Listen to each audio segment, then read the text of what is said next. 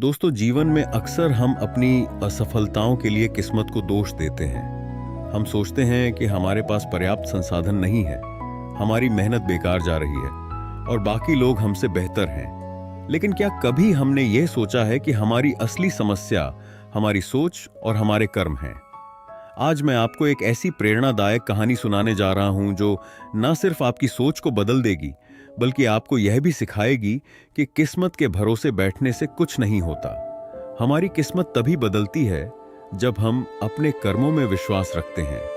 तो चलिए जानते हैं कि कैसे मेहनत और सही दिशा में किए गए कर्म जीवन को बदल सकते हैं। ध्यान से सुनिए, क्योंकि यह कहानी आपकी जिंदगी बदलने की ताकत रखती है। बहुत समय पहले की बात है। एक नगर में महात्मा बुद्ध ठहरे हुए थे।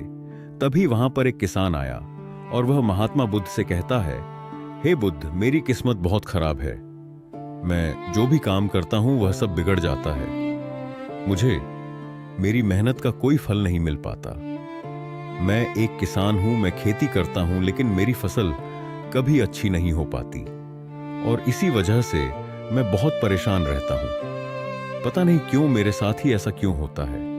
इसके उपाय के लिए मैंने कई साधु संतों से बात की, कई ज्ञानियों से उनकी राय ली। उन्होंने जो कुछ भी कहा मैंने वह सब कुछ किया।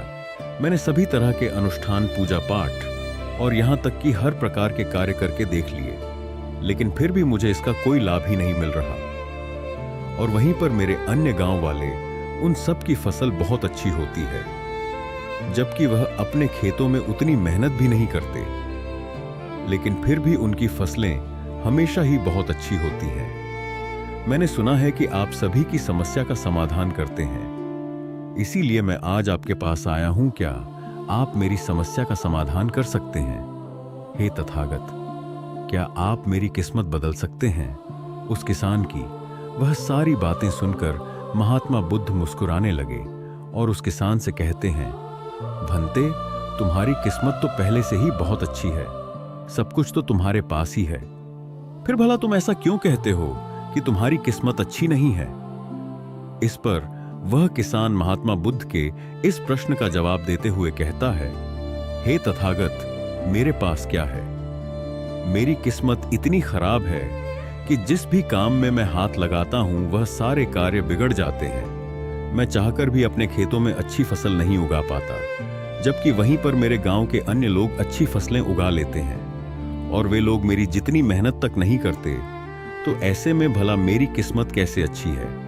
इस पर महात्मा बुद्ध मुस्कुराते हुए उस किसान से कहते हैं, भंते, तुम्हारे पास एक स्वस्थ शरीर है, तुम्हारे सभी अंग अच्छी तरह से काम करते हैं, तुम्हारा मस्तिष्क भी अच्छी तरह से काम करता है और तुम्हारे पास अच्छी खासी जमीन भी है। भला तुम्हारे पास किस चीज की कमी है? अगर ऐसे देखा जाए तो तुम्हारी किस्मत तो बहुत अच्छी है। इस पर वह किसान महात्मा बुद्ध से कहता है, हे तथागत, मेरी समस्या यह नहीं है। मेरी समस्या तो यह है कि जिन भी कार्यों में मैं हाथ डालता हूं वह कार्य बिगड़ क्यों जाते हैं। रही बात जमीन, अच्छा शरीर, अच्छा मस्तिष्क और अच्छे अंगों की, तो वह तो सभी के पास है। मेरे सभी गांव वालों के पास भी है और उनके पास अच्छी जमीन भी है, और तो और उनके पास अच्छी फसल भी है। इसी कारण वे लोग हमेशा सुखी रहते हैं, लेकिन मेरे खेतों में तो अच्छी फसल हो ही नहीं पाती। हर वर्ष मुझे एक भारी नुकसान झेलना पड़ता है। क्या आप मुझे कोई इसका उपाय बता सकते हैं? क्या ऐसा कोई मंत्र, क्या ऐसा कोई तरीका है जिससे मेरी किस्मत एक बार फिर से चमक जाए? इस पर महात्मा बुद्ध उस किसान से कहते हैं, ठीक है, यदि तुम कोई उपाय चाहते हो या कोई मंत्र चाहते हो तो वह मैं तुम्हें अवश्य ही दूंगा, लेकिन उससे पहले मुझे यह बताओ, क्या तुम्हें पता है तुम्हारे खेत में खजाना है? यह सुन वह किसान थोड़ा आश्चर्यचकित हुआ और वह महात्मा बुद्ध से तुरंत ही बोल पड़ा, हे बुद्ध, आप ये क्या कह रहे हैं? मेरे खेत में खजाना है और यह मुझे पता तक नहीं बताइए। वह खजाना कहाँ है? मैं अभी उसे जाकर निकाल लूंगा। बताइए बुद्ध, वह खजाना कहाँ है? इस पर महात्मा बुद्ध उस किसान से कहते हैं, भंते, वह खजाना तुम्हें ऐसे नहीं मिलने वाला। उसके लिए तुम्हें मेरा कार्य करना होगा। मैं तुम्हें जैसा जैसा कहूंगा तुम्हें वैसा ही करना होगा, तब जाकर तुम्हें वह खजाना अवश्य मिल पाएगा। उस किसान ने महात्मा बुद्ध की सारी बातें सुनी और उसके बाद वह किसान महात्मा बुद्ध से कहता है, हे तथागत, बताइए मुझे क्या करना होगा। आप जैसा कहेंगे मैं वैसा करने के लिए तैयार हूं, लेकिन मुझे बता दीजिए कि आखिर वह खजाना मेरे खेत में कहां पर है। इस पर महात्मा बुद्ध उस किसान से कहते हैं, भंते अपने खेतों में जाओ और अपने खेतों की खुदाई करके एक मिट्टी टोकरी भरकर मेरे पास लाओ। वह किसान तुरंत ही महात्मा बुद्ध की बात मान लेता है। वह भागा भागा अपने खेतों में जाता है और जल्दी जल्दी एक टोकरी मिट्टी भरकर वह वापस महात्मा बुद्ध के पास पहुंचता है। उस मिट्टी को देखने के बाद महात्मा बुद्ध उस किसान से कहते हैं, ठीक है, अब मेरी बात ध्यान से सुनो। अब से 1 महीने बाद अपने खेत की खुदाई करना और जब तुम पूरा खेत खोद दोगे तो उसमें से एक टोकरी मिट्टी फिर से मेरे पास लेकर आना। महात्मा बुद्ध के मुख से यह बात सुनकर वह किसान कुछ देर के लिए सोच में पड़ गया। वह यह सोचने लगा, जब खजाना मेरे खेतों में गड़ा हुआ है तो महात्मा बुद्ध मुझे सीधे सीधे बता क्यों नहीं देते कि वह कहां पर है। उसने कुछ देर सोच विचार करने के बाद महात्मा बुद्ध से आखिरकार यह बात पूछ ही ली। वह किसान महात्मा बुद्ध से कहता है, हे तथागत, यदि वह खजाना मेरे खेतों में है तो आप मुझे बता क्यों नहीं देते कि वह कहां पर है। मैं उसे अभी जाकर निकाल लेता हूं। भला मुझे 1 माह का इंतजार क्यों करना है, आखिर की क्या जरूरत है। इस पर महात्मा बुद्ध बड़े शांत स्वर से उस किसान से कहते हैं, भंते, हर कार्य का एक समय होता है और वह कार्य यदि उचित समय पर किया जाए तो वह हमें उचित और शुभ फल देता है। तुम चाहते हो तो मैं तुम्हें खजाना बता देता हूं कि वह खजाना तुम्हारे खेतों में कहां गड़ा हुआ है। लेकिन एक पल के लिए यह भी सोच लो, अगर तुम अभी उस खजाने को पाने की कोशिश करोगे तो हो सकता है कि तुम्हारे हाथ तो कुछ भी ना आए। सोच लो, तुम अभी उस खजाने को पाना चाहते हो या 1 महीने के बाद। महात्मा बुद्ध के मुख से यह सारी बातें सुनकर वह किसान कुछ देर के लिए सोच विचार में पड़ गया और फिर वह महात्मा बुद्ध से कहता है, हे तथागत, आप जैसा कहेंगे मैं वैसा ही करूंगा। इतना कहकर वह महात्मा बुद्ध को प्रणाम करके वापस घर लौट जाता है। वह जैसे तैसे अपने मन को मार तो लेता है, अपनी इच्छाओं को दबा तो लेता है, किंतु अब भी उसका मन बहुत बेचैन था। वह उस खजाने को जल्द से जल्द पाना चाहता था। रात में उसे खजाने के सपने आया करते थे। वह दिन भर केवल खजाने के बारे में ही सोचता रहता था। जब भी वह खेत जाता तो एक किनारे पर बैठता और उस खजाने के बारे में सोचने लग जाता। दिन भर हर समय उसके मन में केवल खजाना पाने के विचार ही चलते रहते। वह यह सोचता रहता कि जब मुझे खजाना मिल जाएगा तो मैं तो इस नगर का सबसे अमीर आदमी बन जाऊंगा। मेरे पास सारे ऐशो आराम होंगे और मैं अपना जीवन आनंदमय बिताऊं। मुझे किसी चीज की कोई कमी नहीं होगी। देखते ही देखते ऐसे ही करीब 1 माह बीत गए और वह अपने खेतों में गया और उसने अपने खेतों में से एक टोकरी मिट्टी खोदी। उस टोकरी में भरकर वह महात्मा बुद्ध के पास पहुंचा और महात्मा बुद्ध से कहता है, हे तथागत, यह लीजिए एक टोकरी मिट्टी जो मैंने अपने खेत से लाई है। अब बताइए वह कहां पर है। इस पर महात्मा बुद्ध उस किसान से कहते हैं, क्या तुमने अपना सारा खेत खोद दिया। इस पर वह किसान महात्मा बुद्ध से कहता है, नहीं तथागत, आपने कहा था केवल एक टोकरी मिट्टी ही आपको चाहिए, इसलिए मैंने केवल एक टोकरी मिट्टी ही निकाली। भला उसके लिए मुझे पूरा खेत जोतने की क्या जरूरत है। बस आप मुझे यह बता दीजिए कि वह खजाना मेरे खेतों में कहां पर गड़ा हुआ है। मैं जाकर वहीं पर खोदूंगा और वह खजाना निकाल लूंगा। इस पर महात्मा बुद्ध उस किसान से कहते हैं, भंते, वह खजाना पूरा खेत जोतने से ही मिलेगा। यदि तुम अपना खेत नहीं जोतोगे तो वह खजाना कभी नहीं बाहर आने वाला। अब सोच लो तुम्हें क्या करना है। इस पर वह किसान एक बार फिर कुछ देर के लिए सोच विचार में पड़ जाता है और वह यह तय करता है कि वह जाकर अपने खेत को जोते इसलिए वह महात्मा बुद्ध को प्रणाम करके वापस घर लौट जाता है और अगले ही दिन वह अपना सारा खेत जोतकर एक बार फिर से एक टोकरी मिट्टी भरकर महात्मा बुद्ध के समक्ष पहुंच जाता है। तभी महात्मा बुद्ध उस किसान से कहते हैं, भंते, अभी तुम्हारा खेत ठीक से नहीं जोता गया है, जाकर एक बार फिर कोशिश करो, एक बार फिर अपने खेतों में हल चलाओ। इस पर वह किसान महात्मा बुद्ध से कहता है, हे तथागत, मेरे पास हल नहीं है, बल्कि मैं खुद से ही हल की जगह पर खेत जोतता हूं। इस पर महात्मा बुद्ध उस किसान से कहते हैं, को बात नहीं बनते, एक बार फिर परिश्रम करो और इस परिश्रम का फल तुम्हें अवश्य मिलेगा। वह किसान महात्मा बुद्ध की बात मान लेता है और वह एक बार फिर से अपने खेतों में मेहनत करता है। वह एक बार फिर से हल चलाता है और एक टोकरी मिट्टी लेकर वह महात्मा बुद्ध के समक्ष फिर से उपस्थित हो जाता है। मिट्टी देखकर महात्मा बुद्ध उस किसान से कहते हैं, हाँ अब ठीक है, किंतु अब तुम्हें मेरा दूसरा कार्य करना होगा। इतना कहकर महात्मा बुद्ध उस किसान से कहते हैं, जाओ और अपने खेतों में उन फसलों की बीज डालो जिन फसलों को तुम उगाना चाहते हो। इस पर वह किसान थोड़ा अचरज में महात्मा बुद्ध से कहता है, हे तथागत, आपने तो खजाने की बात की थी, फिर बीच में यह फसल कहां से आ गई?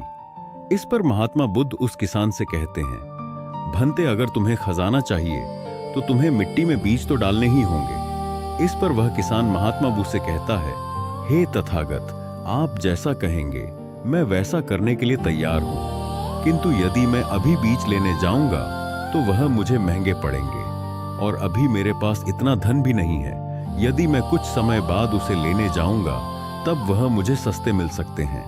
इस पर महात्मा बुद्ध उस किसान से कहते हैं, भंते, मैंने तुम्हें कहा था, यदि हम किसी कार्य को सही समय पर करते हैं तो हमें उचित लाभ मिलता है, किंतु अगर वही कार्य उस समय पर नहीं होता तो उसका फल हमें नहीं मिल पाता।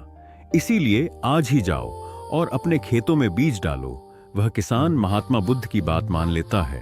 वह महात्मा बुद्ध को प्रणाम करके बीज लेने निकल जाता है। बीज लाकर वह अपने खेतों में भी डाल देता है और फिर वह महात्मा बुद्ध के पास वापस पहुंचता है और बुद्ध से कहता है, हे तथागत, आपने जैसा कहा था मैंने वैसा ही किया। अब मुझे बताइए कि आखिर मेरे खेतों में वह खजाना कहां पर है, ताकि मैं उसे निकाल सकूं। इस पर महात्मा बुद्ध मुस्कुराने लगे और उस किसान से कहते हैं, भंते, अभी तो तुम्हें एक और कार्य करना है, उसके बाद वह खजाना तुम्हें खुद बखुदा संगीत अब से तुम्हें उनकी देखभाल करनी है, उन्हें प्यार से सींचना है और देखना उन्हें कोई तकलीफ ना हो, वह स्वस्थ रहे, उन्हें कोई बीमारी या कीड़ा ना लगे।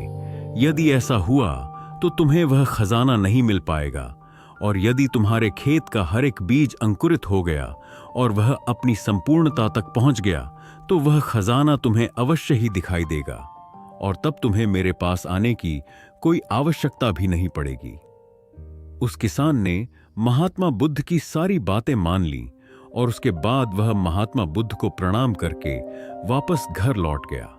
अब से वह अपने खेतों की देखरेख करने लगा। उस किसान ने अपने खेतों पर पूरा ध्यान दिया, किंतु अब भी उसे सपनों में वह खजाना ही नजर आता था और वह मन ही मन सोचता था कि बस एक बार यह फसल पूरी तरह से स्वस्थ हो जाए तो वह खजाना भी मुझे मिल ही जाएगा। इसी सोच के साथ वह उन फसलों की देखरेख में दिन रात लगा रहता। उसने अपनी फसलों पर किसी प्रकार की कोई विपदा नहीं आने दी और देखते देखते वह दिन भी आ गया जब उसकी फसल उसके खेतों में लहलहा रही थी। तभी उसे महात्मा बुद्ध की बात याद आई। महात्मा बुद्ध ने कहा था कि जब तुम्हारी फसलें तैयार हो जाएंगी तो तुम्हें तुम्हारा खजाना भी मिल जाएगा। यह बात याद आते ही उस किसान की आंखों में आंसू आ गए। जो खजाना उसके खेतों की जमीन में हुआ था वह बाहर आ चुका था। उसके जैसे फसल उसके गांव में किसी की नहीं हुई थी। उसकी फसल से उसके सभी कर्ज भी पूरे होने वाले ही थे और सभी गांव वाले उसकी मेहनत को देखकर बहुत खुश थे और उस किसान की तारीफ कर रहे थे। लेकिन तभी उस किसान को महात्मा बुद्ध की याद आई और वह खुद को महात्मा बुद्ध के समक्ष पहुंचने से रोक ना पाया। वह तुरंत ही महात्मा बुद्ध के चरणों में जा गिरा और उनसे कहने लगा, हे तथागत, आपने जो खजाना मुझे बताया था वो मुझे मिल गया है, लेकिन मुझे ये बात नहीं पता चल रही कि वह खजाना मुझे पहले क्यों नहीं मिला। इस पर महात्मा बुद्ध उस किसान से कहते हैं, भंते, हमेशा किस्मत को दोष देना सही नहीं होता। पहले तुम अपनी किस्मत को सही करने में लगे हुए थे, लेकिन तुम ये भूल रहे थे कि तुम्हारी किस्मत तो पहले से सही थी। तुम सही काम नहीं कर पा रहे थे। तुम चाहते थे कि तुम्हारे कर्म किए बिना ही तुम्हारी फसल सबसे उत्तम हो, लेकिन उसी वक्त मैंने तुम्हें खजाने का लालच दिया, और खजाने के लालच में ही सही। लेकिन जब तुमने सही समय पर सही काम किया तो तुम्हें सही फल भी मिला। और जो तुम्हारे पास सबसे उत्तम चीज है, जो तुम्हारे पास असली खजाना है, वह तुम्हारा शरीर ही है। इस शरीर के माध्यम से हम इस दुनिया में जो चाहे वह पा सकते हैं, लेकिन यहां पर तो हर कोई अपनी किस्मत का रोना रोने में लगा हुआ है, यहां तक कि उन्हें अपने कर्मों में विश्वास ही नहीं है। तो ऐसे लोग भला ने लक्ष्य तक कैसे पहुंच सकते हैं? इस पर वह किसान महात्मा बुद्ध से प्रश्न करते हुए कहता है, हे तथागत, तो क्या किस्मत जैसी कोई चीज नहीं होती?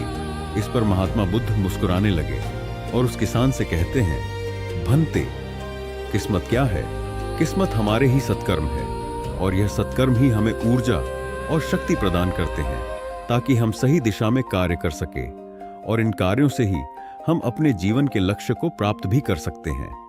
महात्मा बुद्ध के मुख से यह उपदेश सुनकर वह किसान महात्मा बुद्ध के चरणों में जा गिरा और उनसे कहने लगा, हे तथागत, मुझे आज पता चल गया है कि मेरी किस्मत खराब नहीं थी, मेरे तो कर्म ही खराब थे। किंतु मैं आज आपको वचन देता हूं कि आज से मैं अपनी किस्मत को कभी खराब नहीं कहूंगा, अपने कर्मों को सुधार और सभी कार्य सही समय पर करूंगा। इतना कहकर वह किसान महात्मा बुद्ध को प्रणाम करके वापस घर लौट गया। दोस्तों, हम में से अधिकांश लोग यही करते हैं। वे लोग हमेशा अपनी किस्मत को दोष देते रहते हैं, लेकिन वह कभी भी अपने कर्मों पर ध्यान नहीं देते। वह यह नहीं सोचते कि क्या उन्होंने अपने लक्ष्य को पाने के लिए जो कर्म करने चाहिए थे वह कर्म किए हैं या नहीं, कहीं उसमें कोई कमी तो नहीं रह गई, और अगर उसमें कोई कमी थी तो क्या उस कमी को दूर करके क्या उस लक्ष्य को प्राप्त किया जा सकता था। और यह सब हम तब सोच पाएंगे, तब समझ पाएंगे जब हम अपनी किस्मत को दोष देना बंद कर देंगे। लेकिन हम तो अपने आप को सही और अपने किस्मत को गलत ठहराना चाहते हैं। हम किसी ऐसे को चाहते हैं जो हमारी गलतियों का ठेका ले ले, और इसीलिए हम अपनी किस्मत को हमेशा दोष देते रहते हैं, ताकि हमें कभी किसी के सवालों का कोई जवाब ही ना देना पड़े। और इस तरह से हम उस समस्या से भी निकल जाते हैं, और हम कभी पीछे पलटकर यह नहीं देखते कि क्या हमने उस लक्ष्य को पाने के लिए हर मुमकिन कोशिश की थी या नहीं। हमसे कहीं पर कोई गलती तो नहीं हुई थी, क्योंकि हमें तो लगता है कि यह सब तो किस्मत का खेल है, और भला किस्मत से कौन जीत सकता है। आपने अपने आसपास भी ऐसे कई लोगों को देखा होगा, जो लोग अपने लक्ष्य को प्राप्त ना कर पाने पर रोते हैं, चिल्लाते हैं, और जब उनसे कोई उनकी असफलता का कारण पूछता है तो वह यही कहते हैं कि वह तो मेरी किस्मत में था ही नहीं। लेकिन यहाँ पर आप एक वास्तविकता भूल रहे हैं। इस दुनिया में ऐसे कई सारे लोग हैं जो अपने कर्म पर ध्यान देते हैं। वह अपने कर्म को कभी नहीं छोड़ते, भले ही वह अपने लक्ष्य को पहुंच पाने में असफल हो जाए, लेकिन फिर भी वह अपने कर्म पर विश्वास रखते हैं। और जो लोग अपने कर्म पर विश्वास रखते हैं, वह लोग कभी यह नहीं कहते कि उनकी तो किस्मत ही खराब थी, बल्कि वह दोबारा फिर से एक बार पूरी शक्ति से उस लक्ष्य को पाने की कोशिश करते हैं। और यह कोशिश वह तब तक करते रहते हैं जब तक कि उन्हें उनका लक्ष्य मिल नहीं जाता।